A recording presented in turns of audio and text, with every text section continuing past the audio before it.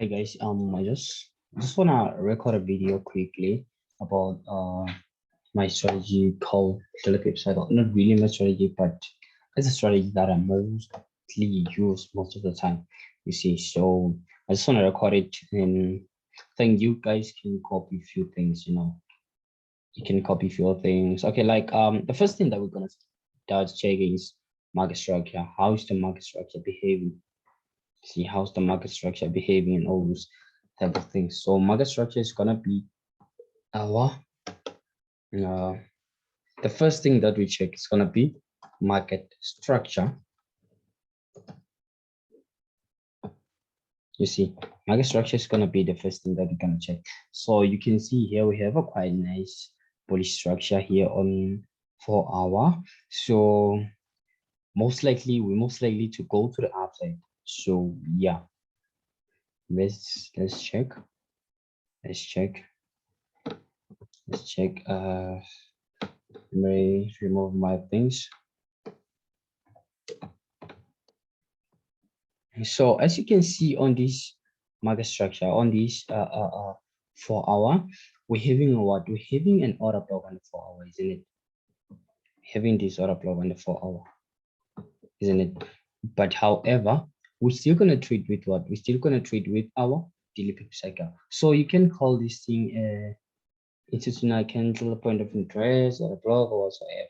So this is our break of structure to the upside, which is a minor break of structure because here we have our swing structure. This is our major break of structure. You get a point.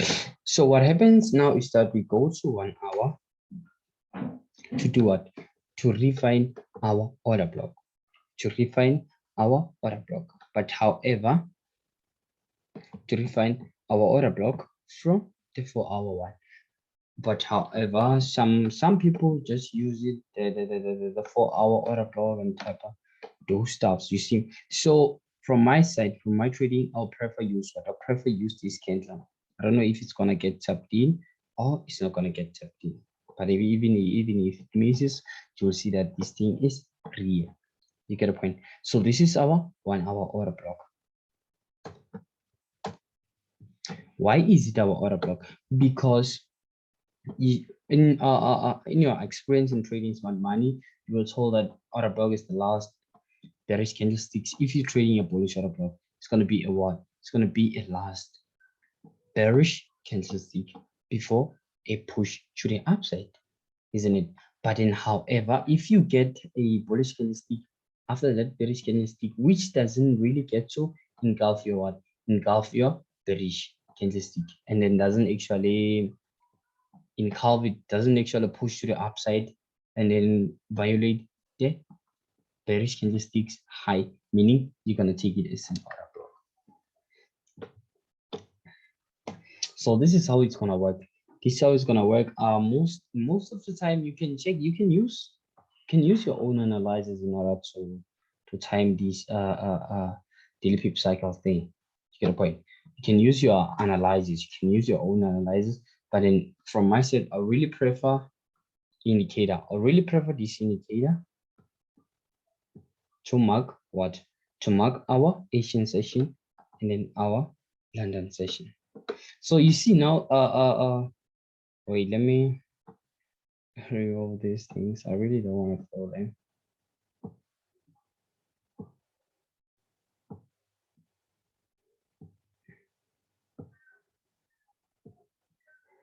So this is what is gonna happen. You see now, we just recently started with what? Just recently started with our Asian session around 2 o'clock AM South African time. So what happens? We have to get a what? We have to get the high of the Asian session. Okay, wait. This is what happens now. This is what happens. Oh no. Yeah, it's still loading.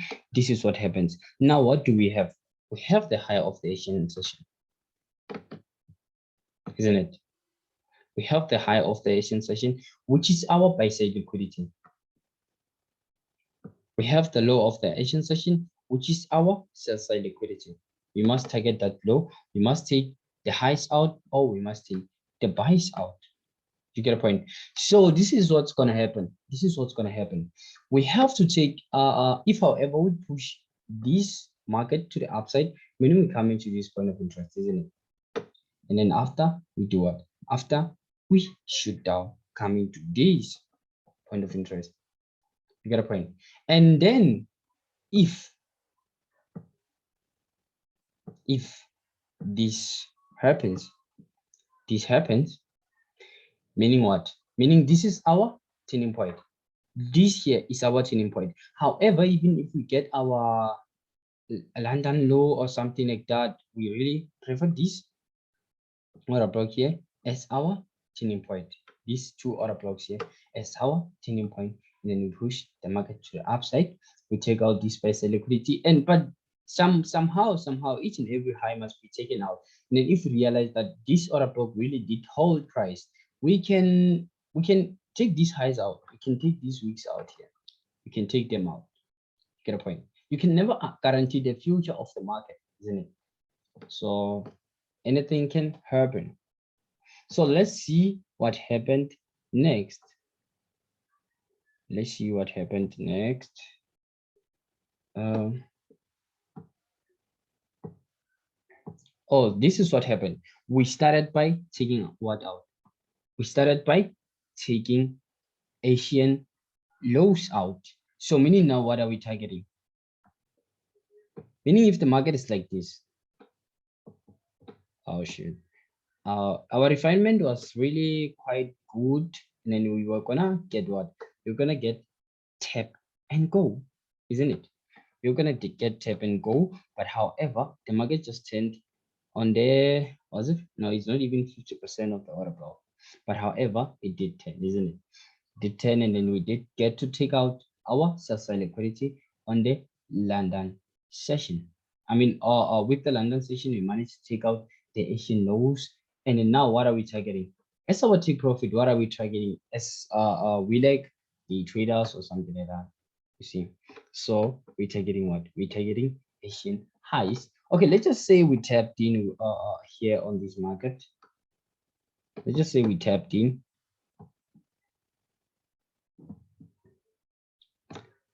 We were gonna take it here.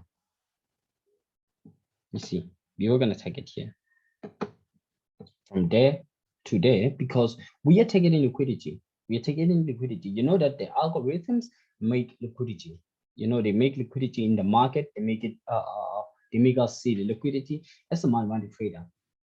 You're gonna see the liquidity, and then they give you a clue that you take it that liquidity because we are also taking that liquidity. You get a point.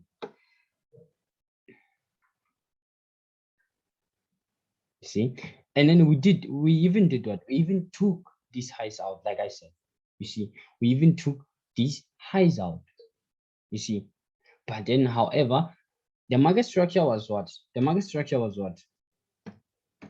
The market structure was bullish, like I said. We start by checking market structure. You see, and then the market structure was what? Was bullish.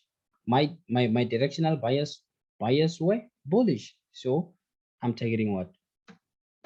Buy side liquidities and sell side liquidities, but I know that we have to push the market to the upside.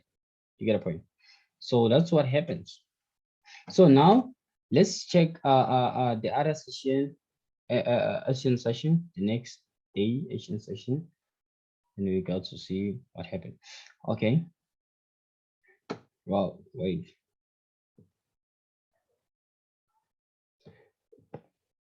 So this is it. This is it. You see, this is it. And then what do we have here? We have this high. We have this high also. And then they both our, this is our sell side liquidity this year. It's our sell side liquidity. And then this year, it's our buy side liquidity. The high of the Asian session. It's our buy side liquidity. You get a point. And then we have to take all these sides out. We have to take all these sides out. And then, but on this market here, we can't really sell this market. But then, however, if you're confident with your analysis and then everything is aligning and whatsoever, you didn't check market structure, you can sell, but it's way too risky. So it's risky because we have to take the highs out since we are in an uptrend. You get a point? So let's see what happened here. Okay, wait. My point of interest here was gonna be somewhere here. See, this one is too big, and then we're gonna try to refine it. We're gonna try to refine it, and then we also have a what? We also have a imbalance. You get a point? Also have an imbalance.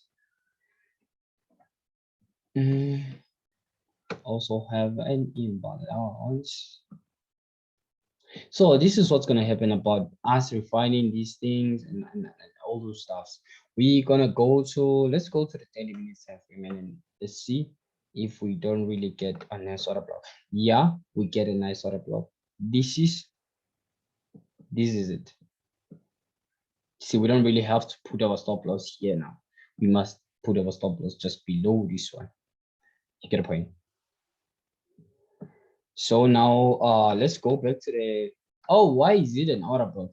Okay, it's the last down candle. This is the last down candle before these imbalances and then before this break of structures here. This minor break of structures and all those stuffs. You see, all those stuffs. And then even this side we have a high, isn't it? We have a high. That's where we were actually checking out. You're actually checking our buy liquidity. So we also broke out, but then it was liquidity void. But however, the market just came and then pushed up to the upside. You see, so we did break it out. So now this is what's going to happen. The high of this candlestick, then we target here. We target somewhere here. Let's check. Let's check if we don't really have what's happening in the left. Okay, see. Okay. Here. You see this point of interest here did actually turn the market, but since we are in an uptrend, you just getting short, just getting in short, just scalping and all those stuff. You see, so I can say now we must take that point of interest out. Let's see what the market has for us. So this is what happened. The market just did that. See, we ended up taking even this one out. You see, we target the Asian highs, we target the Asian lows, but then they must always get taken out. They must always get taken out. You see, I don't know if you understand, if you don't understand, but then you will be free to ask me anything you don't really understand. You see, so let's quit the replay mode and then let's go check. Let's go check current market. Let's go check current market and then see. You see, I did analyze this. I did analyze this. And then what happened is that on this market, you see, we have this sell side liquidity. I did analyze this, and now I'm doing it for the second time. I can let me just remove everything, or I can say we do replay again, maybe do replay. Oh, I didn't show you market structure.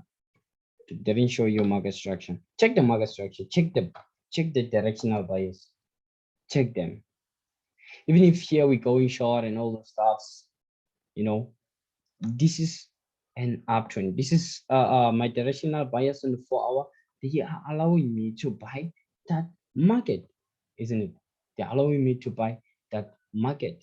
So I'm gonna do just that. I'm gonna do just that. I'm gonna do just that.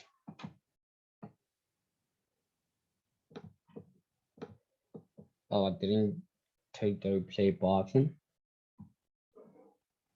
Yeah, it's here now.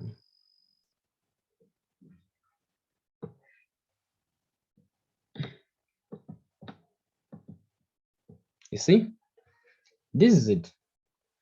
Okay, first I can say we're gonna mark our 1-hour order block. 1-hour order block. I'll take this price. I'll take this price.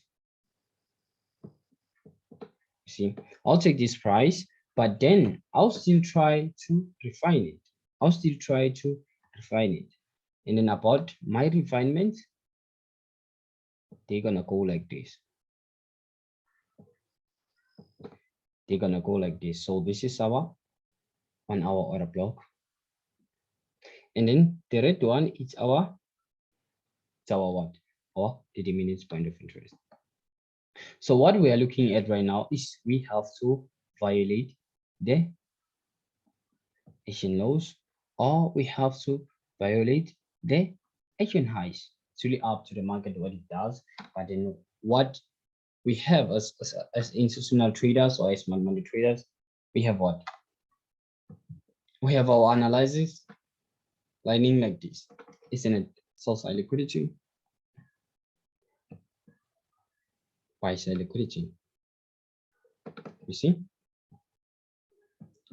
How them analyze? Oh shit! No, this is bad. Aligning like this, isn't it? And then what do we have again? This was our minor break of structures type of stuff. And we had whatever liquidity voids, as you know, these inducement vector candles, exposed candlesticks, just pushing the market to the upside and all those stuff. So we're hoping for what now? Our analysis for buyers. This market is allowing us to check for buyers, isn't it? Because there's nothing we can sell off with here at the upside, isn't it? All this, yeah. But I don't really bother about it. Just check my current structure. See, so let's say we set our limit here, then we target the Asian highs. Stop loss here, just here. Then let's see what happens. See, the market does what? The market taps in and pushes price to the upside. And then I still believe price is still gonna go to the upside until we take out the Asian highs. See? So guys, if you don't understand what I said on this video, you can contact me no God. See? So yeah, if you didn't understand anything, you can just contact me. See? So I hope you can appreciate this video, even though but the knowledge shared here was too much. So I hope you can understand everything. Thank you.